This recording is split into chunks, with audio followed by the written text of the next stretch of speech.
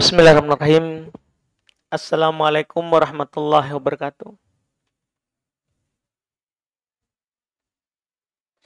Innal hamdalillah nahmaduhu wa nasta'inuhu wa nastaghfiruh. Wa na'udzu billahi min syururi anfusina wa min sayyiati a'malina.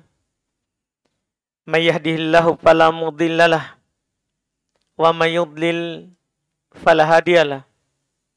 Asyhadu an la ilaha illallah wahdahu la syarikalah wa asyhadu anna Muhammadan abduhu wa rasuluh sallallahu alaihi wa ala alihi wa ashabihi wa man tabi'ahum bi ihsan ila yaumiddin, amma ba'd.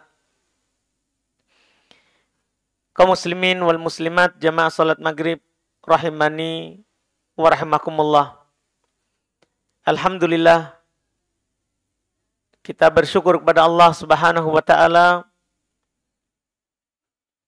pada malam hari ini kita diberi nikmat oleh Allah Subhanahu wa taala, nikmat kesehatan, kesempatan untuk hadir duduk di rumah Allah Subhanahu wa taala. Tentunya sebelumnya nikmat iman, Islam, nikmat kita mengenal agama Allah Subhanahu wa taala. Nikmat kita diberi hidayah oleh Allah Subhanahu wa taala. Dan secara khusus nikmat kita bisa duduk di majelis ilmu, majelis dzikir. Majelis yang disebutkan nama Allah Subhanahu wa taala, membacakan ayat-ayat Allah Subhanahu wa taala dan sunnah hadis dari hadis Nabi sallallahu alaihi wa ala alihi wasallam, yang tentunya kita semua tidak asing lagi keutamaannya jika kita ikhlas kepada Allah Subhanahu wa taala. Kita sebutkan sedikit karena ini adalah awal pembahasan baru. Maka bagus kita ingatkan utamanya kita bermajelis. Pentingnya kita duduk untuk mendengarkan ilmu. Allah Subhanahu wa taala berkata kepada nabinya, "Qul Rabbi zidni ilma." Katakan, wahai Muhammad, Rabb, Tuhanku, pencipta, pengatur, penguasaku, tambahkanlah ilmu untukku. Kata Imam Al-Qurtubi rahimahullah ketika belum menafsirkan ayat ini, seandainya ada yang lebih utama daripada ilmu dalam kehidupan kita di dunia ini, maka Allah akan memerintahkan nabinya untuk meminta tambahan. Kalau kita melihat Quran dari awal sampai akhir, dari surat Al-Fatihah sampai surat An-Nas, dari 114 surat, itu tidak ada perintah untuk meminta tambahan kecuali tambahan ilmu. Maka ini kata Imam Al-Qurtubi menunjukkan syaraful ilm, menunjukkan mulianya itu ilmu. Karena dia adalah satu-satunya perkara yang diperintahkan kepada Nabi kita untuk meminta tambahan.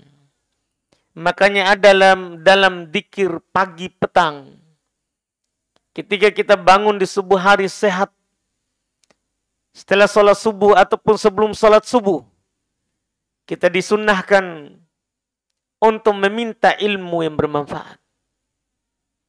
Untuk meminta ilmu kepada Allah di samping meminta rezeki.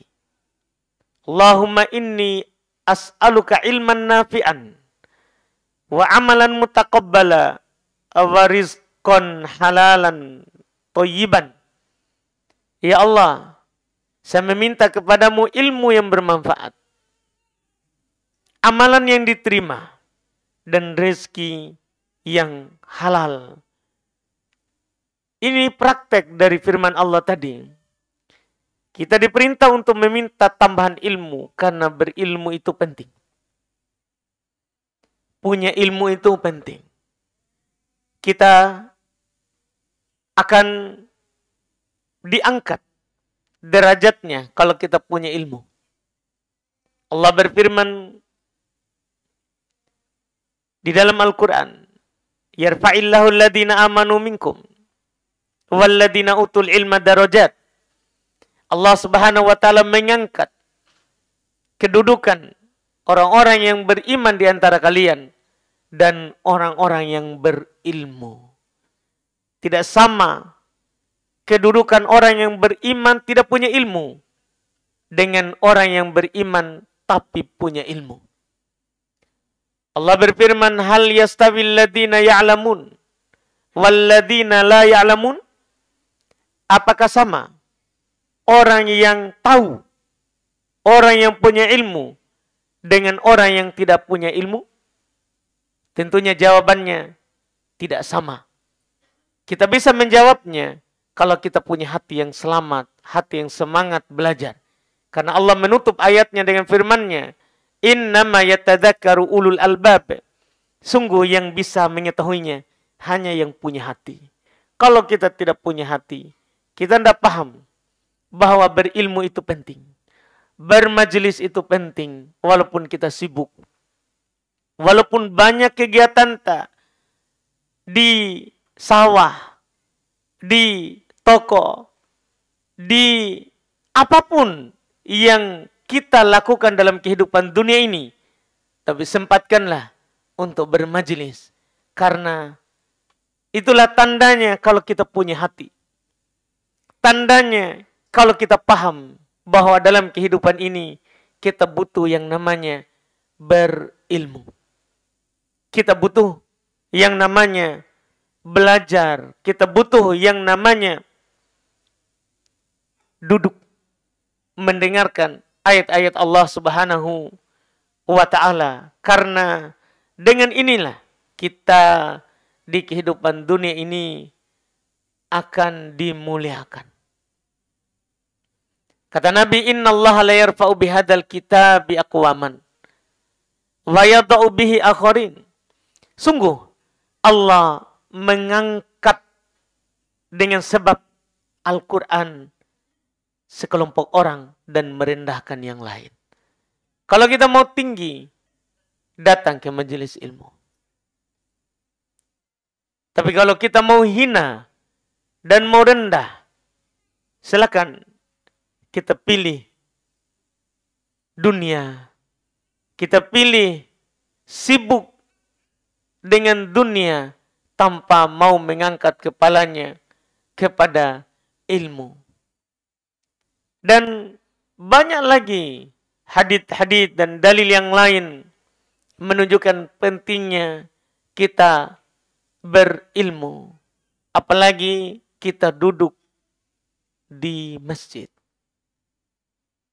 Duduk di masjid saja, menanti sholat, tanpa duduk belajar. Itu kita ditulis sebagai orang yang sholat, padahal kita duduk saja. Kalau kita datang tadi ke masjid ini, untuk sholat maghrib, kemudian kita duduk menanti sholat isya, tanggung kita pulang ke rumah, maka ditulis untuk kita pahala sholat, selama kita menanti sholat. Selama kita menunggu sholat. Apalagi duduknya menanti sholat dan mendengarkan Al-Quran. Apalagi kita keluar dari rumah kita. Bukan hanya sekedar sholat. Tapi mau belajar. Mau mendengarkan ilmu. Orang yang paling banyak pahalanya dalam sholat. Hanya sholat saja. Adalah orang yang paling jauh rumahnya. Kata Nabi SAW, A'dhamun nasi ajran fis shalah, ab'aduhum mamsya. Orang yang paling besar pahalanya dalam sholat adalah yang paling jauh tempat datangnya. Kalau hari ini kita datang sholat maghrib ke sini, di masjid kita ini, dari tempat yang jauh, maka pahala kita paling besar. Makin jauh datangnya kita ke tempat ini, maka makin besar pahalanya. Itu kalau kita hanya niat sholat maghrib. Tapi kalau kita tambah dengan niat, saya mau sholat di sana dan sekaligus belajar, mendengarkan ilmu, mau mencari ilmu. Ini ada tambahan. Kata Nabi Shallallahu Alaihi Wasallam, man goda ilal masjidi auroha, a'addallahu lahu nuzulan fil jannati kullama goda auroha. Siapa yang pergi ke masjid di waktu pagi ataupun di waktu petang, maka Allah akan siapkan untuknya surga. Setiap kali dia pergi, ini baru pergi ke masjid. Setiap kali ke masjid, disiapkan untuknya tempat tinggal di surga.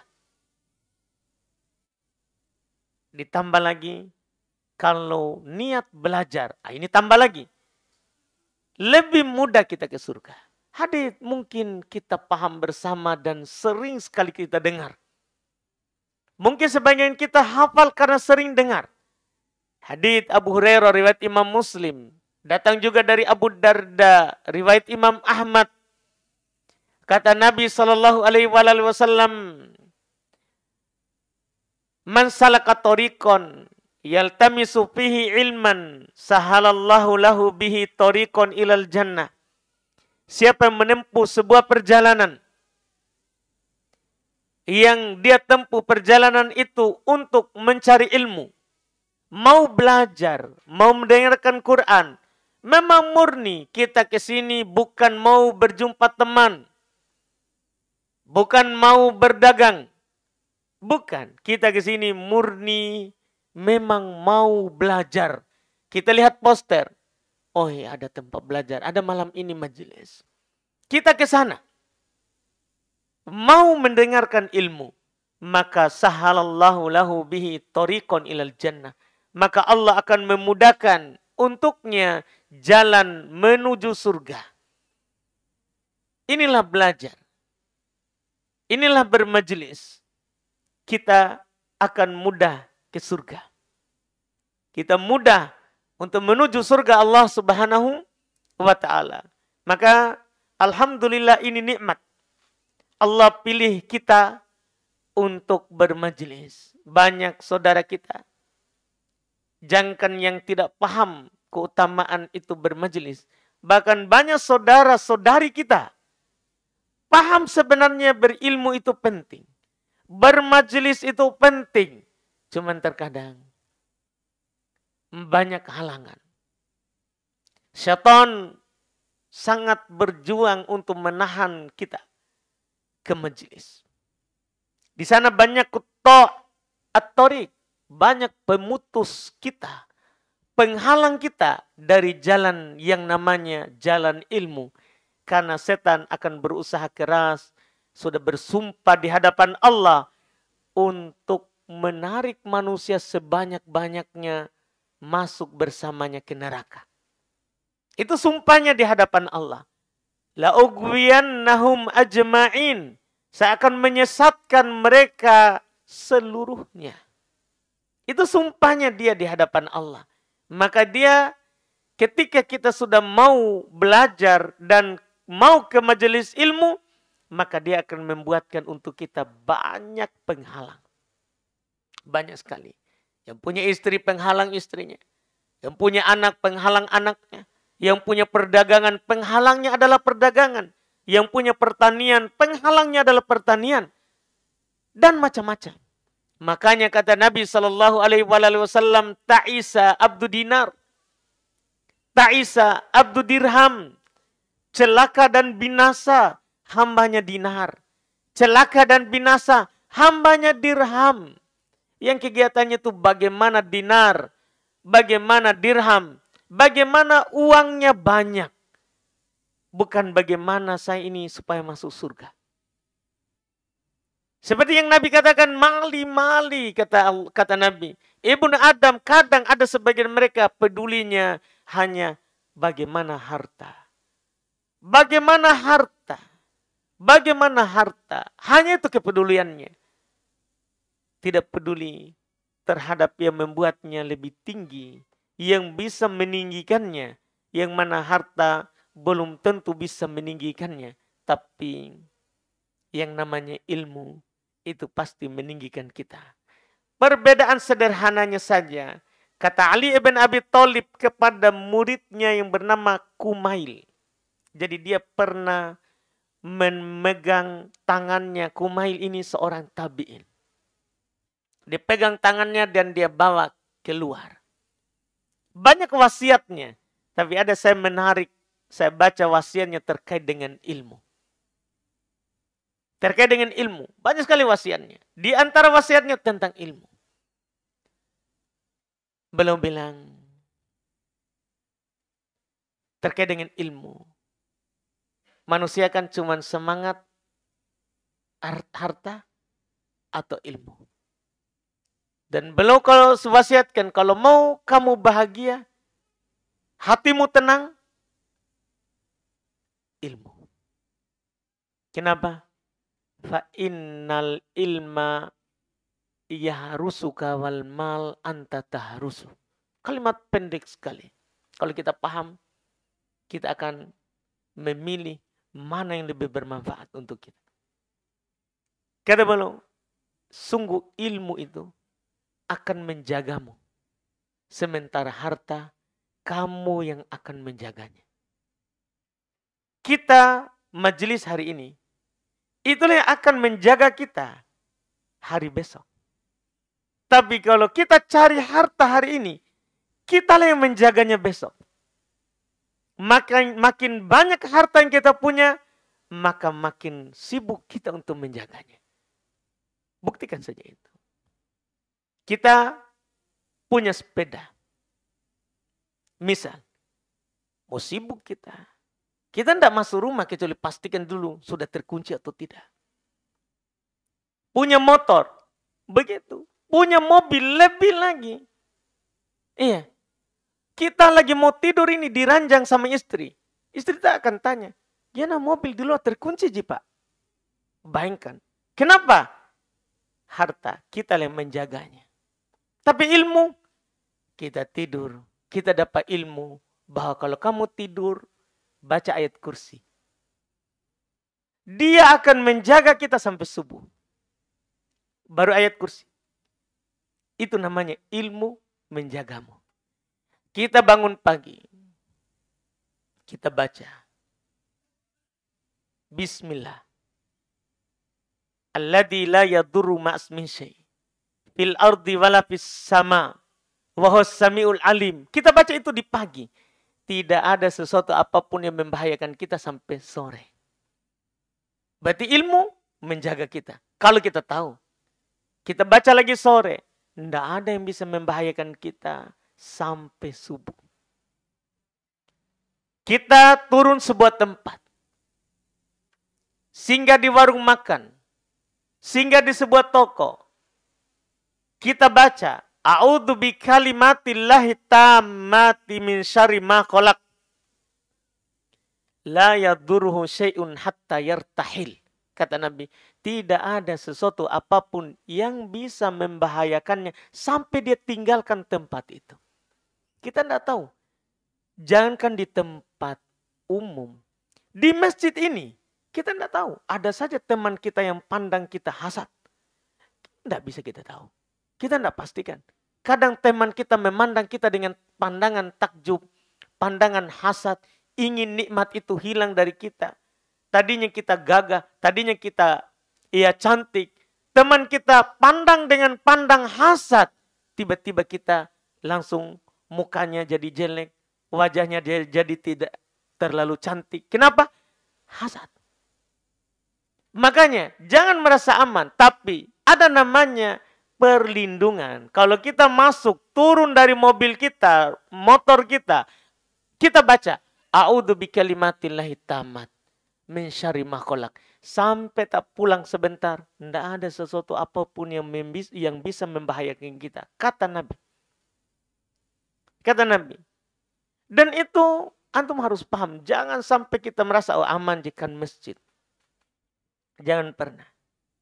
Kadang orang, teman-teman kan tidak sengaja. Saya pernah dengan teman-teman turun dari mobil. Mereka bawa kamera, lampu. Pasang, mau live. Tidak bisa live. Saya bilang, kalau turun di masjid, orang itu lihat kameranya bagaimana, lampunya bagaimana, laptopnya bagaimana. Ada saja orang pandang. Tidak sengaja kasihan. Dia tidak bilang, Masya Allah. Tidak bisa kita live. Jadi hanya kamera terpasang, tidak bisa live. Kenapa begitu? Itulah tadi. Jangan sampai kita ke masjid, aman kita. Masjid Al-Haq, Nurul Haq, orang-orang baik semua. Nah, kadang ada namanya pandangan yang kadang orang tidak sengaja, takjub, tidak bilang Masya Allah. Makanya disyariatkan. Kalau kita turun di sebuah tempat, baca. A'udzu bikalimatillahi tammati min syarri ma khalaq. Kita tahu ini ilmu. Setiap kita kemanapun kita baca, kita tidak lupa itu. Maka kita aman. Ini namanya ilmu menjaga kita. Pernah di seorang imam, saya lupa, saya pernah baca biografi, sejarah. Seorang imam di masa dahulu. Jadi dia itu alhamdulillah tidak pernah kena bahaya. Suatu ketika dia disengat. Dikatakan oleh muridmu, katanya doa itu kalau kita baca, tidak akan pernah kita ditimpa oleh sesuatu apapun. Ini kamu ditimpa oleh sengatan yang beracun.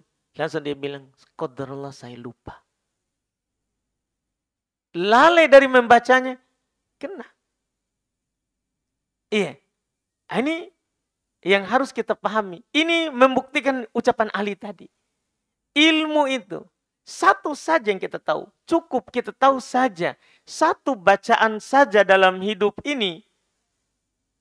Anggaplah kita hanya tahu tadi. Oh, kalau turun sebuah tempat, saya baca a'udzu bikalimatillahi tammat min syarri ma khalaq. Aman lagi kita. Kita turun di masjid ini, kita bebas. Hati kita tenang. Kenapa? Wah, aman, alhamdulillah saya sudah baca. Tapi kalau kita tidak ada penjagaan dari Allah, yang ada was-was terus. Nah, inilah ilmu. Dia akan menjagamu, sementara harta kamulah yang selalu akan menjaganya. Makanya sekali lagi, nikmat kita bisa datang ke masjid ini atau di masjid-masjid lain untuk berilmu, itu nikmat tidak ada bandingannya. Iya, itu adalah nikmat yang tentunya kebaikannya dunia, tentunya sebelum akhirat. Alhamdulillah, kita di malam hari ini memulai lagi kitab yang baru. Iya. Semoga menimbulkan semangat lagi yang baru untuk kita bermajelis. Kitab ini bisa dikatakan kitab yang sangat penting dalam bab pembahasan keyakinan. Bahkan perkara nanti ini yang kita akan pelajari, pernah dikatakan oleh Syekh Shalih Al-Fauzan, hada amrun muhimun jiddan. Ini perkara nanti yang mau kita kenal ini. Kita akan sebutkan judul bukunya sebentar. Itu perkara yang penting sekali. Wa huwa alzamu alaika min ma'rifati ahkamis shalah waz zakah wal ibadat wasairi al-umuri dunyawiyah ad-diniyah. Kata beliau, dia wajib bagimu. Bahkan lebih wajib daripada mengenal sholat. Mengenal zakat. Mengenal ibadah-ibadah, bahkan seluruh perkara agama. Lianna hadha huwal amrul awwali wal asas. Karena perkara nanti ini yang kita kenal adalah perkara yang utama dan dasar. Dan dasar. Mengenal apa itu? Mengenal kaidah syirik dan tauhid. Kapan itu seorang dinamakan bertauhid? Dan kapan seorang itu dikatakan telah jatuh dalam yang namanya syirik? Di sini ada yang ditulis oleh Syekh Muhammad ibn Abdul Wahhab rahimahullahu ta'ala, Al-Qawaid Al-Arba'. 4 kaidah. Mengenal tauhid dan mengenal syirik. Pendek sekali. Mungkin kita akan mempelajarinya paling tinggi mungkin 10 pertemuan atau 15 kali pertemuan. Tapi kalau kita nanti memahaminya dengan baik, maka kita akan memahami tauhid yang Allah utus nabinya dengannya. Yang kitab diturunkan dengannya. Dan mengenal yang namanya syirik. Kata juga Syekh Shalih Al-Fauzan terkait dengan 4 kaidah ini. Fa'idha arabta hadhil qawaid wa fahimtaha, itu syaratnya. Sahula alaika ba'da dzalika ma'rifatut tauhidi alladzi ba'atsallahu bihi rusulah wa anzala bihi kutubah wa ma'rifatus syirki alladzi hadzarallahu minhu wa bayyana khatarahu wa dararahu fid dunya wal akhirah. Kalau nanti kamu ditakdirkan mengenal kaidah ini, yang akan disebutkan oleh penulis 4 saja. Kalau kita mengenal kaidah ini dan kamu ditakdirkan memahaminya, kan kadang itu kita kenal tapi tidak paham. Tapi kalau seandainya kita ditakdirkan untuk tahu kaidah itu dan kita paham dengan baik, maka sahula alaika ba'da dzalik, akan mudah bagi kamu setelah itu ma'rifatat tauhid, mengenal yang namanya tauhid. Oh, tauhid itu begitu ya. Mudah. Mengenal yang namanya tauhid, yang dengannya Allah mengutus para rasul. Para rasul dari awal sampai akhir diutus karena mau memperkenalkan kepada kita tauhid. Allah berfirman, walaqad ba'atna fi kulli ummatin rasulah.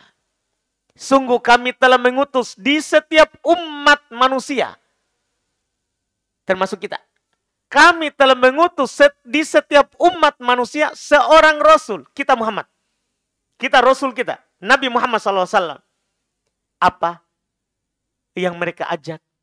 Apa yang mereka dakwakan? Ani'budullaha wajtanibut taghut. Agar supaya mereka umat manusia itu menyembah Allah dan meninggalkan taghut, semua sembahan selain Allah. Ini yang para rasul diutus dengannya. Wa anzala bihi kutuba. Dengan tauhid inilah Allah menurunkan Quran. Coba kita lihat Quran dari awal sampai akhir. Itu tidak pernah lepas dari yang namanya tauhid. Kadang ada perintah tauhid. Kadang ada larangan dari syirik. Kadang di dalamnya ada hukum-hukum yang harus kita lakukan atau yang kita tinggalkan sebagai wujud tauhid kita. Kadang di dalamnya ada kisah-kisah orang yang bertauhid, apa yang mereka dapatkan. Dan orang yang tidak bertauhid, apa yang mereka dapatkan. Semuanya tauhid. Coba kita lihat Al-Fatihah. Al-Fatihah. Iya. Di awal alhamdulillahi rabbil alamin. Tauhid, rububiyah. Segala puji bagi Allah, Rabb alam semesta. Kita mengakui dia pencipta, pengatur, penguasa, menghidupkan dan mematikan kita semua ini. Ini namanya tauhid rububiyah. Ar-Rahman, Ar-Rahim. Tauhid asma wa sifat. Kita mengenal nama dan sifat Allah. Maliki yaumiddin. Masih. Ya. Ini tauhid. rububiyah sekaligus mengenal yang namanya Allah Al-Malik. Asma wa sifat. Setelah itu, iyyaka na'budu wa iyyaka nasta'in. Hanya kepadamu kami beribadah. Hanya kepadamu kami meminta pertolongan. Tauhid apa ini? Tauhid uluhiyah. Hanya mengesahkan Allah dalam penghambaan. Itu namanya uluhiyah. Iya. Kita pergi ke surat terakhir. An-Nas. Supaya kita paham. Awal sampai akhir Quran. Tauhid. Kita pergi ke An-Nas. Surat pertama ke surat terakhir. 114. Qul a'udhu birabbin nas. Katakan wahai Muhammad. Katakan wahai umat Muhammad. Saya berlindung dengan Rob manusia. Rob. Tauhid rububiyah. Pencipta, pengatur, pemberi rezeki. Yang menghidupkan, mematikan manusia. Qul a'udhu birabbin nas. Malikin nas. Malik. Pemilik manusia. Masih rububiyah. Ilahin nas. Sembahan seluruh manusia. Apa ini? Uluhiyah. Sembahan seluruh manusia. Langit. Yang ada di langit menyembah ini ilah. Yang ada di bumi menyembah ini ilah. Huwaladzi fis sama'i ilahun. Wa fil ardi ilah. Dialah yang di langit disembah. Dan dia juga yang di bumi disembah. Allah. Tauhid uluhiyah. Demikian pula kalau kita baca seluruh ayat-ayat dalam Quran. Isinya tauhid.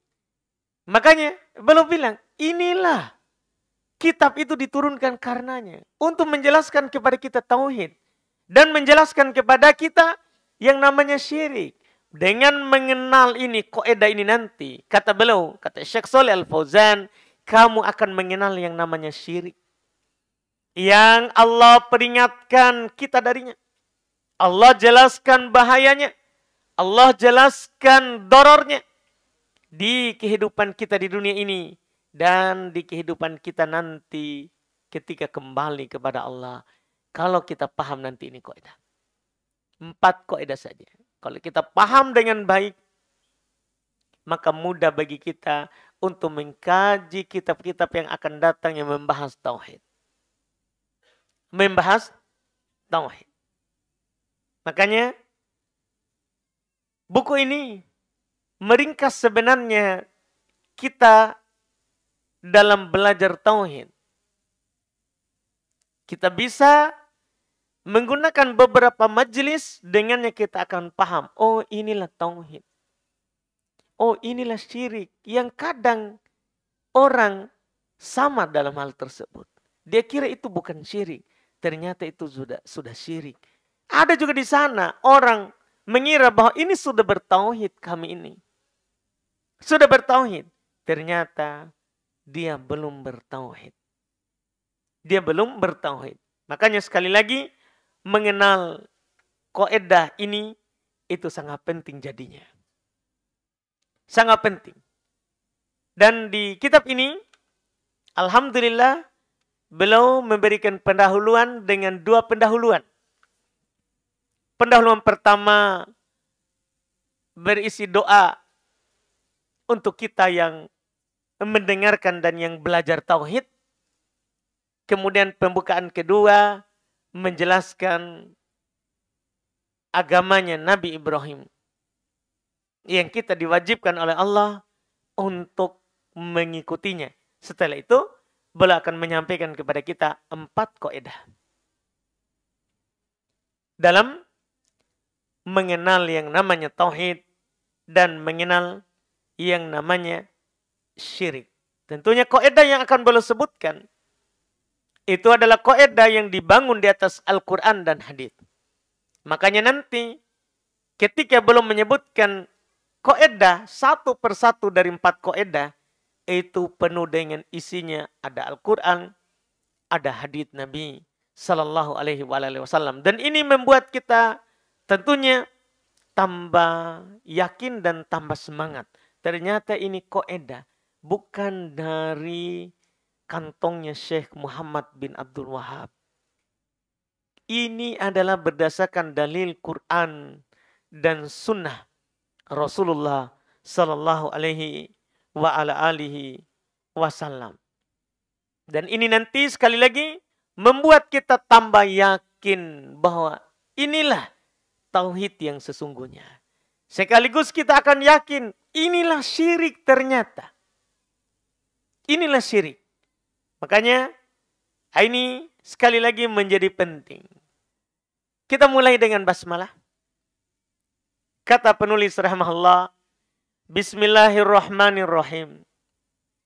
Dengan menyebut nama Allah yang Maha Rahman lagi Maha Rahim. Sudah kita jelaskan di 2 buku sebelumnya. Kan ini kita buku ketiga ini. Di masjid ini. Belum mulai dengan basmalah. Mulai dengan Bismillahirrahmanirrahim. Karena mencontoh Al-Quran. Quran semuanya diawali oleh basmalah. Kecuali satu surat. Surat At-Taubah. Karena dia dianggap sambungan dari surat Al-Anfal sebelumnya. Sehingga tidak dimulai dengan basmalah. Yang jelas, apa yang dilakukan oleh penulis ini mencontoh Quran. Karena rata-rata Quran adalah diawali oleh basmalah. Beliau juga mencontoh Nabi Sallallahu alaihi wa alihi wasallam. Nabi Muhammad. Karena Nabi kalau menulis surat, maka beliau memulai dengan Bismillahirrahmanirrahim. Bahkan bukan hanya mencontoh Nabi Muhammad, bahkan mencontoh kebiasaan para nabi dan para rasul sebelum Nabi Muhammad. Kita bisa lihat Raja Sulaiman, Nabi Allah Subhanahu wa taala, sekaligus Rasul Allah, ketika dia menulis surat untuk Ratu Balqis, maka beliau memulai dengan Bismillahirrahmanirrahim. Baru disampaikan isi suratnya. Dan juga ini mencontoh para salaf, para sahabat. Kalau menulis surat, mereka mulai dengan basmalah. Dan juga keempat, mencontoh penulis-penulis pendahulu beliau. Karena penulis-penulis buku dari masa ke masa itu memulai tulisan mereka dengan basmalah. Dengan Bismillahirrahmanirrahim. Maka penting memulai dengan basmalah. Penting memulai dengan basmalah di dalam seluruh kegiatan kita. Apalagi di dalam masalah menyampaikan kebaikan. Menyampaikan kebaikan. Setelah itu beliau berdoa. As'alullahal karim Rabbal arshil azim ayyatawallaka fid dunya wal akhirah. Doa yang sangat indah. Dan kalau ini dikabulkan untuk kita. Dan memang itu sangat diharapkan. Doa beliau dikabulkan. Karena beliau orang yang bertauhid. Yang tidak syirik. Beliau berkata, As'alullahal karim. Saya meminta, memohon kepada Allah yang maha dermawan. Ini namanya bertawassul dengan nama Allah. Kalau kita berdoa, sebut nama Allah. Itu perintah Quran. Walillahil asma'ul husna fad'uuhu biha. Allah memiliki nama-nama yang indah. Berdoalah dengan menggunakannya. Kalau kita berdoa, jangan langsung menyebut permintaannya. Tapi sebut dulu nama Allah. Itu anjuran Allah. Dan itu juga yang dicontohkan oleh Nabi Sallallahu Alaihi Wasallam dalam semua doa beliau. Sebut dulu nama Allah. Ini namanya bertawassul yang syar'i. Kita bertawassul dengan nama Allah. Tidak boleh kita bertawassul dengan selain Allah. Menyebut nama-nama selain Allah. Ya Abdul Qadir Jailani, tolong sampaikan doa saya kepada Allah. Ya Rifai. Tidak boleh. Wahai Andre guruku. Tidak boleh. Nama Allah saja yang boleh. Itu syirik. Itu syirik. Nanti kita akan tahu itu. Insya Allah. Akan ada di kaidah ini. Di buku ini. Jadi ini contoh langsung dari awal. Kalau kita berdoa, bertawassullah dengan menyebut nama Allah. Sebut dulu nama-namanya. Karena Allah senang dipuji. Allah Subhanahu wa Ta'ala senang untuk disanjung. Sebelum kita meminta kepadanya, jangan langsung minta. Iya, kadang kita tergesa-gesa. Ada orang berdoa waktu masa Nabi, tidak memuji Allah, tidak bersolawat kepada Nabi. Nabi bilang, ajilah ada. Ini terlalu tergesa-gesa. Terlalu tergesa-gesa. Ya langsung, sebaiknya kita langsung begitu. Ya Allah beri saya anak. Ya Allah beri saya istri 3, 4. Langsung begitu. Iya. Nah, sebut saja dulu nama Allah. Sebut saja dulu nama Allah. Baru meminta. Baru meminta. Walaupun kita sudah mau sekali untuk mendapatkan apa yang kita minta. Tapi jangan tergesa-gesa. Jangan tergesa-gesa. Dalam meminta. Sebut dulu nama Allah. Ini contoh. Ini contoh. As'alullah al-karim. Saya memohon kepada Allah yang maha mulia. Rabbal arsyil azim. Rabb. Arsy yang agung. Ayyatawallaka. Baru belum meminta. Belum tak doakan untuknya. Dirinya. Belum doa untuk orang lain. Karena mendoakan orang lain itu tidak rugi. Karena malaikat akan mengaminkan. Bukan lagi kita. Kalau kita berdoa untuk diri kita sendiri, belum tentu malaikat yang aminkan.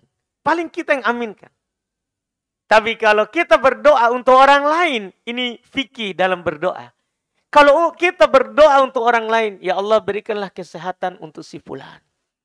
Ya Allah berilah rezeki yang bagus untuk si fulan. Ya Allah mudahkanlah urusannya si fulan.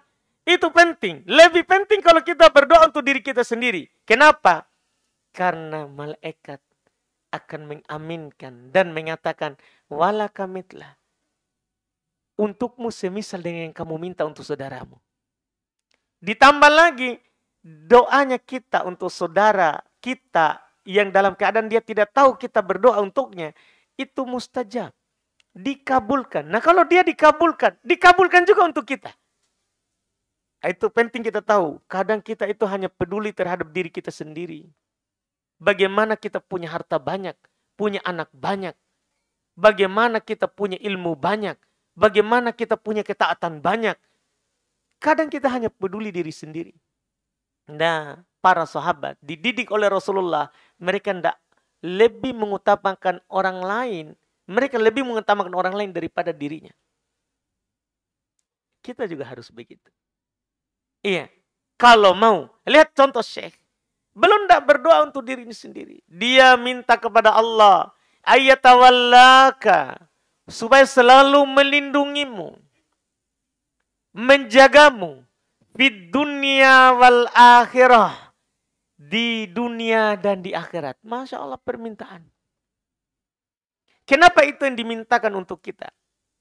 Karena jika Allah menjadi pelindung kita di dunia ini, demikian pula di akhirat, maka tidak akan ada sesuatu apapun yang bisa menyusahkan kita. Di urusan dunia, demikian pula di urusan akhirat. Tidak akan pernah. Makanya doa meminta kepada Allah yang mengandung Allah sebagai pelindung penjaga kita itu penting. Ini penting. Karena kalau Allah menjadi wali kita, selesai masalah. Allah berfirman, Allahu waliyul ladina amanu yukhrijuhum minad dhulumati ilan nur. Allah adalah walinya orang-orang yang beriman yang akan mengeluarkan mereka dari kegelapan kepada cahaya. Bayangkan, cukup itu saja dulu, itu penting. Kalau Allah menjadi wali kita, kita akan keluar dari kegelapan ke cahaya. Kegelapan apa? Tidak disebutkan. Kegelapan syirik ke tauhid. Kegelapan maksiat ke ketaatan. Kegelapan bid'ah ke sunnah. Kalau kita sulit keluar dari bid'ah, keluar dari maksiat, jadikan Allah walimu. minta Allah sebagai pelindungmu, maka akan mudah bagimu untuk keluar dari hal itu. Karena Allah katakan begitu. Allahu waliyul ladina amanu yukhrijuhum minadh-dhulumati ilan nur. Allah adalah wali, pelindung, penjaga orang-orang yang beriman yang akan mengeluarkan mereka dari kegelapan ke cahaya. Kegelapan kekafiran kepada keimanan. Kegelapan yang namanya kebodohan kepada ilmu yang bermanfaat. Kegelapan daripada malas beramal ke rajin beramal. Kalau kita punya ilmu,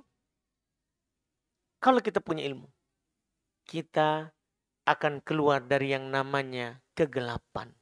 Dan kalau Allah menjadi wali kita, tapi kalau kita tidak dipedulikan oleh Allah, kita tidak dipedulikan oleh Allah, bahaya ini. Ini bahaya. Pertama, kita akan dibiarkan sesat. Dibiarkan bodoh. Dibiarkan dalam maksiat. Itu pasti itu. Karena Allah berfirman, "Falamma zagu azagallahu qulubahum."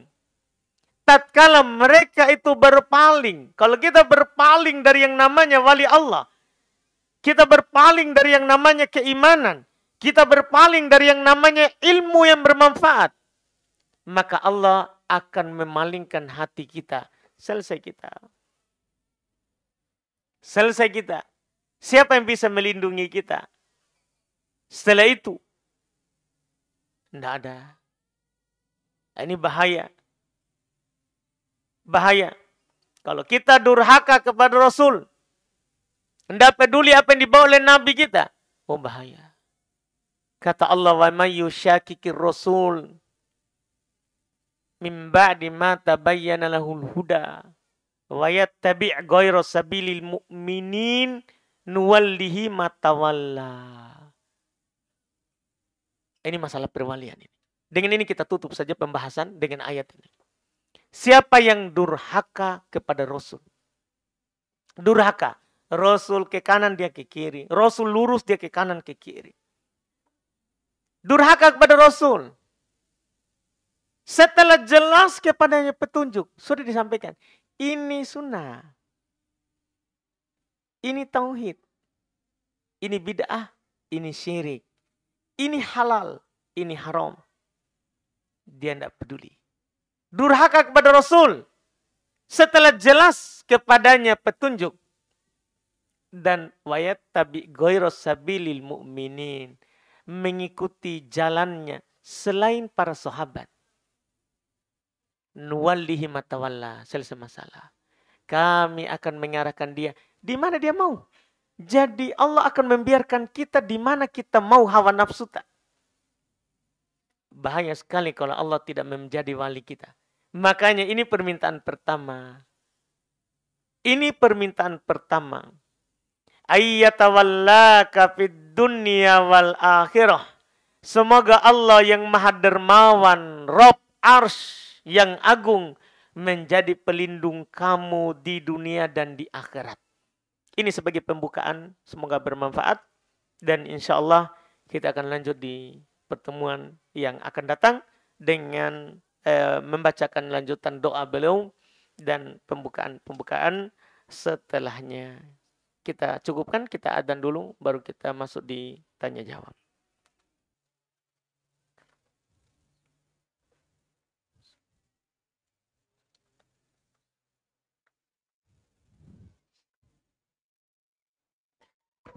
Bismillah, kita lihat di pertanyaan sini. Apa Ustadz mau bertanya, bagaimana hukum uang sisa kembalian rokok yang dikasih orang yang menyuruh saya membelikannya? Wah, kita tanya uang kembaliannya, kita tidak tanya hukum membelikannya. Iya. Iya.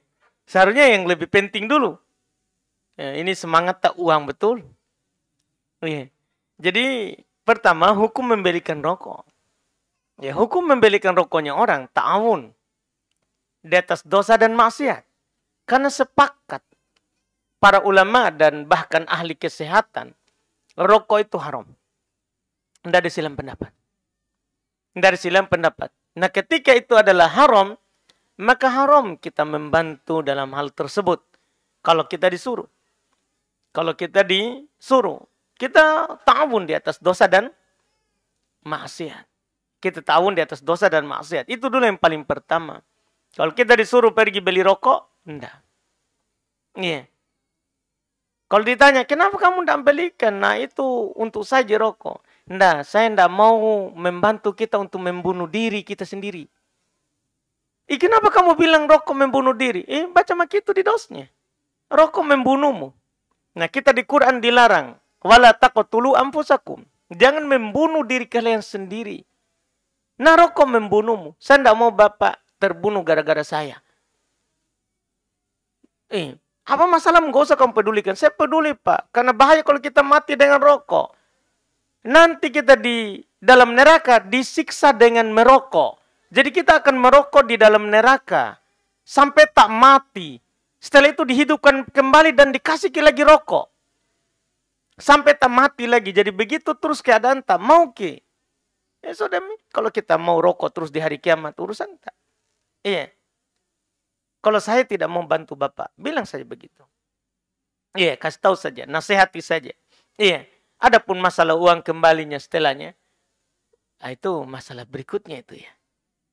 Iya, masalah berikutnya. Ya, kalau kita dikasih uang, halal uangnya, tapi kita berdosa karena membantu beli rokok. Iya, kita berdosa karena membantu beli rokok, wallahualam. Ustadz, bagaimana dengan bayi yang baru lahir 2 hari, terus meninggal dunia? Apakah masih perlu diakikah? Sunnah. Mengakikahkan bayi yang lahir, walaupun hanya sempat menangis kemudian meninggal. Sunnah hukumnya diakikahkan. Sunnah hukumnya diakikahkan. Apa yang digunakan? Syarah apa yang digunakan pada pembahasan Qawaid al-Arba ini, Ustaz? Saya rata-rata dalam pembahasan Tauhid, rata-rata di silsilah, syarah silsilah Rosail. Karyanya Syekh Shalih Al-Fauzan. Karyanya Syekh Shalih Al-Fauzan. Semua itu yang dibawa. Ya. Semua yang di pembahasan Tauhid di masjid ini adalah mengambil rujukan dari syarah Syekh Shalih Al-Fauzan. Ini yang saya bawa, yang syarahnya Syekh Shalih Al-Fauzan. Ya, jadi Syekh Shalih Al-Fauzan punya syarah terkait dengan semua karangannya Syekh Muhammad bin Abdul Wahab. Sekarang sudah dicetak dalam 6 jilid. Ini di jilid 4. Di Qawaidul Arba ini di jilid 4. Di jilid 4. Jadi di pembahasan silsilah Tauhid itu, iya, sekarang yang paling bagus ya, yang dicetak dalam satu ini dan lengkap. Yang paling lengkap ya, kan ada juga ulama mensyarah karyanya Syekh Muhammad bin Abdul Wahab, tapi tidak lengkap. Seperti Syekh Shalih Al-Fauzan. Kalau Syekh Shalih Al-Fauzan kita beli satu kali, dapat semuanya. Jadi belum mensyarah semua karya Syekh Muhammad bin Abdul Wahab. Dan sudah dicetak dalam sekarang 6 jilid, alhamdulillah. Dicetak dalam 6 jilid. Dan kalau kita beli 6 jilid itu, sudah. Kita dapat semuanya. Kita dapat semuanya. Mulai dari Thalathatul Usul sampai Kitabut Tauhid. Iya, mulai dari buku yang paling tipisnya sampai yang paling tebalnya. Yang belum syarah. Wallahualam. Izin bertanya Ustaz, saudari saya pisah dengan suaminya, kemudian dia tidak lagi menggunakan cadar. Saya sudah menasihatinya, tapi beliau hanya menjawab, bulat mi keputusanku. Berdosakah saya membiarkan Ustaz? Kalau kita sudah menasihati, tidak berdosa. La taziru waziratun wizra ukhra. Seorang tidak menanggung dosa orang lain. Yang penting dia sudah nasihati, dia ingkari bahwa itu salah. Tapi kalau dia ridho, itu baru berdosa. Kalau dia bilang dia lihat saudarinya diceraikan, iya, dia tidak bercadar lagi, bagus itu K atau D. supaya laku, Ki. Kalau dia ridho begitu, dosa. Karena orang yang ridho terhadap hal yang salah seperti pelaku dari kesalahan itu. Iya. Jadi kalau dia sudah nasihati, dia ingkari hal tersebut, tidak berdosa. Apakah hukum meninggalkan cadar? Mohon berikan motivasi untuknya agar tidak meninggalkan cadar. Memangnya ada dia? Iya.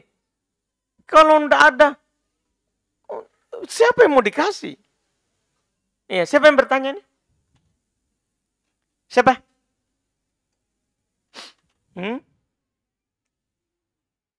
Masalahnya saudariku. Berarti ini ikhwan ya? Ia mengaku saya kasih hadiah buku tentang cadar. Nah, begitu saja supaya ada yang mengaku. Ya? Kenapa, Pak? Kita yang punya ini. Iya, kita mau yang punya. Yang punya, Pak. Yang saya cari ini, yang punya ini pertanyaan. Karena jangan sampai saya kasih. Ini kan dia bilang, mohon berikan motivasi untuknya. Baru tidak ada orangnya. Dia saya ngomong untuk siapa? Untuk jin? Iya. Jadi, siapa yang punya pertanyaan? Dari akhwat? Tidak ada orang mau dapat hadiah atau hadiah umroh. Kenapa nak? Musuhnya dikasih hadiah saja tidak mau. Ya, jangan deh. Jangan dijawab. Mau dikasih motivasi, tidak dikasih tahu orangnya di mana. Alhamdulillah.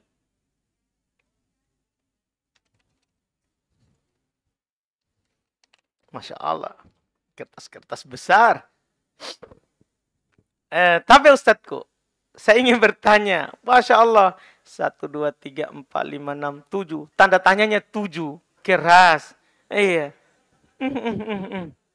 Satu saja sudah paham itu saya. Ada kakak ipar saya mau ambil rumah KPR. Saya diminta tolong printkan surat-suratnya. Apakah saya berdosa, Ustadz?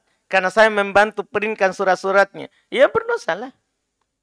Membantu, saya sudah bilang tadi, membantu maksiat dosa. Membantu kesalahan-kesalahan, iya, berdosa. Iya, kalau kita membantunya dengan ridho. Dengan ridho, kecuali kita dipaksa. Dan tidak bisa kita menghindar. Nah, baru kita berbicara, kita tidak berdosa. Pertanyaan kedua. Ini pertanyaan dititip ke saya. Mau bertanya Ustadz, suami saya masih gemar judi online. Alhamdulillah sekarang pemerintah lagi proses menutup. Doakan pemerintah. Iya. Lagi menutup yang namanya judi online. Semoga dimudahkan. Gaji habis untuk bayar utang karena judi online. Na'udzubillah. Adapun nafkah yang diberi 1 juta, tapi 3 hari kemudian diminta kembali. Allah. Sehingga anak dan istri tidak terpenuhi kebutuhan sehari-harinya. Istri berinisiatif untuk kerja demi mencukupi kebutuhannya. Tapi suami marah dan kekeh melarang istri untuk kerja. Gimana pendapat tak Ustadz? Bertahan atau kutinggalkan saja Ustadz? Masya Allah. Iya. Jadi Nabi SAW bersabda, kafabil mar'i ithman ayudayya man yakutuh. Itu dulu yang harus dipahami oleh suami ini. Sebelum kita berbicara masalah judi online, apa semua judi semuanya. Iya. Cukuplah seorang suami itu dikatakan berdosa kalau dia telantarkan yang dia tanggung. Dia telantarkan istri, anaknya. Itu dibilang cukup berdosa. Berdosa orang. Iya. Karena apalagi terkait dengan hak istri, belanja, kebutuhan dohir dan batinnya. Itu wajib. Dinukil oleh Al-Imam Ibnu Qudamah rahimahullah. Wajib bagi suami untuk menafkahi istrinya, kebutuhan sehari-harinya.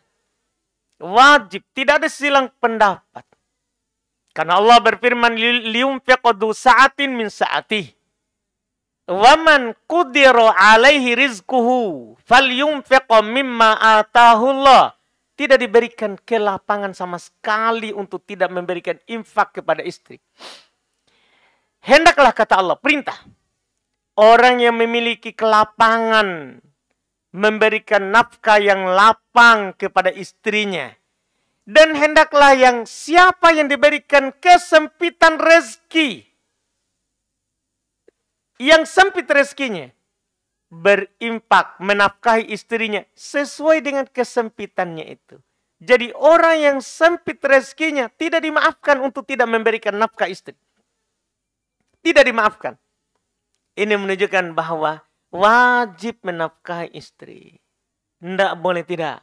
Tidak boleh kita bermudahan terkait dengan nafkah istri. Kenapa? Karena Nabi berkata, innama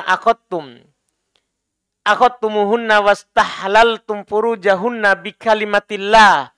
Kalian mengambil mereka dan menghalalkan kehormatannya itu dengan kalimat Allah. Kalian akad, kalian berjanji. Dengan kamu mengatakan kepada bapaknya, saya terima nikahnya. Dengan mahar yang bapak sebutkan. Utang kalau utang, tunai kalau tunai. Kalau utang bilang, dengan mahar yang disebutkan secara cicil. Bilang, tidak boleh kita bilang tunai kalau kita cicil. Iya. Kapan kita bilang terima, wajib kita memberikan tempat tinggal, membelikan pakaian, membelikan makan, minum kepada istri kita. Wajib. Berdosa kita kalau tidak lakukan itu. Itu saja sudah berdosa. Apalagi masalah gara-gara kita pakai uang tadi perkara yang merupakan hal yang diharamkan. Sudah turun di Quran bahwa perjudian haram. Ya ayyuhalladzina amanu innamal khamru wal maisiru wal ansab wal azlam rijsun min amali syaitan fajtanibuh la'allakum tuflihun.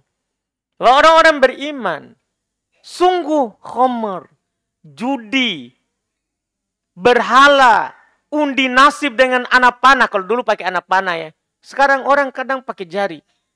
Pergi, tidak, pergi, tidak, pergi. Pergi. Undi nasib dengan jari. Tidak boleh itu. Iya. Undi nasib dengan apa? 4. Jadi digandengkan khamr, berhala dengan judi. Mengundi nasib dengan anak panah. 4 disebutkan. Itu rijis. Itu perbuatan setan, kata Allah. Fajtanibu, jauhi, tinggalkan. La'allakum tuflihun, supaya kalian beruntung. Supaya kalian bahagia. Kebahagiaan itu kalau kita bisa tinggalkan khamr. Kebahagiaan itu kalau kita bisa tinggalkan yang namanya judi. Kebahagiaan itu kalau kita bisa tinggalkan berhala. Alhamdulillah ini. Kadang alhamdulillah. Kadang kita mudah. Apalagi kita kenal pengajian begini. Kita tidak syirik insya Allah. Tapi judi kadang begitu. Kita tertipu dengan yang namanya judi. Iya, tidak boleh. Itu kalau mau beruntung tinggalkan. Nah, Allah Subhanahu wa taala katakan begitu. Kalau mau bahagia, lihat ini judi, tidak bahagia dengan istrinya. Memang begitulah. Orang kalau sudah mulai menginjak yang namanya judi, tidak ada kebahagiaan untuknya. Karena kalau mau bahagia, tinggalkan judi, tinggalkan khamr, tinggalkan mengundi nasib. Kita undi-undi nasib kita. Tinggalkan yang namanya menyembah selain Allah. Kalau mau bahagia. Kalau mau beruntung. Ini orang akan susah hidupnya. Iya.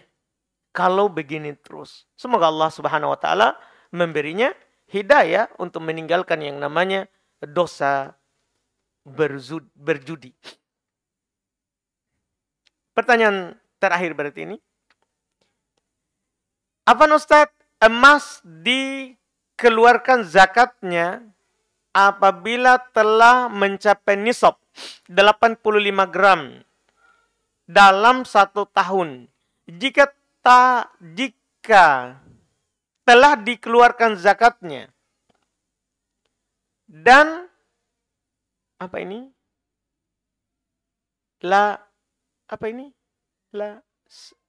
apa ini istilahnya? Dan selalu membelikan emas murni. Apa itu? Selalu membelikan emas murni tiap bulannya. Maka pada tahun kedua, bagaimana cara mengeluarkan zakatnya? Misal pada bulan ke-13. Bulan cuma 12. Kita membeli 5 gram. Iya. Bulan ke-14, 5 gram lagi. Dan seterusnya. Apakah pembayaran zakatnya ketika sudah genap 85 gram lagi dalam 1 tahun, ataukah membayar zakat emas sebesar 90 gram di saat bulan ke-25? Masya Allah. Jadi dalam masalah zakat itu jangan dipahami 85 gram itu harus 1 kali beli baru dihitung tahunnya. Bukan. Kalau kita memiliki dalam setiap tahun cukup nisab, itu wajib kita zakati setiap tahun.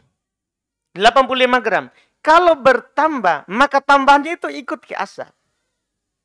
Tambahannya itu ikut ke yang 85 tadi. Jadi kalau tahun depan ternyata emas kita menjadi 90. Maka sudah, 90. Tidak dihitung yang dibeli belakangan, tunggu lagi 85. Bukan. Setiap yang bertambah di tengah jalan, itu ikut ke yang ada. Ikut ke yang ada. Misalnya tiba-tiba ternyata tidak terasa, kita sudah mencapai yang kita beli 1,5 kilo. Sudah, kita zakat tidak terasa begitu. Saya pernah timbangkan, ada orang begitu, orang Bugis begitu, tidak suka beli emas, beli terus. Ternyata sudah 1,5 kilo. Saya pernah timbangkan punya orang saja. Iya, timbangan punya orang. Dia bilang, tolong timbangkan punyaku. Berapa itu? Dan Ustadz hitungkan zakatnya.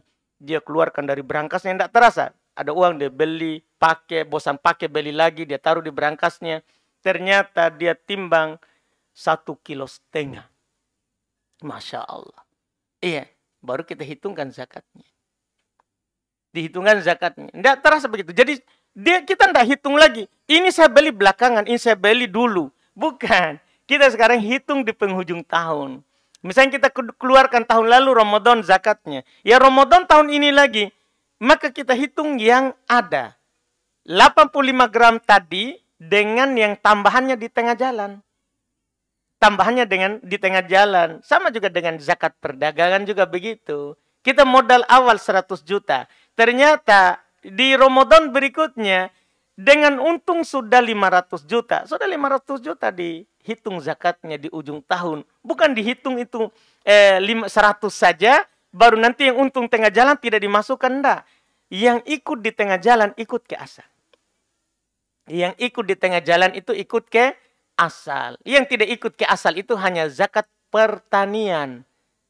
Kalau pertanian kan zakatnya setiap panen. Setiap panen saja. Jadi yang dipanen saat itu. Kalau masih ada panen tahun lalu, tidak ikut ke yang dipanen baru. Tidak ikut. Itu zakat pertanian. Kalau emas, perdagangan, perak, itu berulang setiap tahun. Bukan setiap panen seperti tadi. Bukan setiap beli baru kita catat. Tidak perlu itu semua. Tidak perlu itu semua. Wallahualam. Iya, kita cukupkan. Alhamdulillah. Apa yang kita dengar di malam hari ini dan kita mau sampaikan. Subhanakallahumma hamdik, asyhadu an la ilaha illa anta astaghfiruka wa atubu ilaik. Assalamualaikum warahmatullahi wabarakatuh.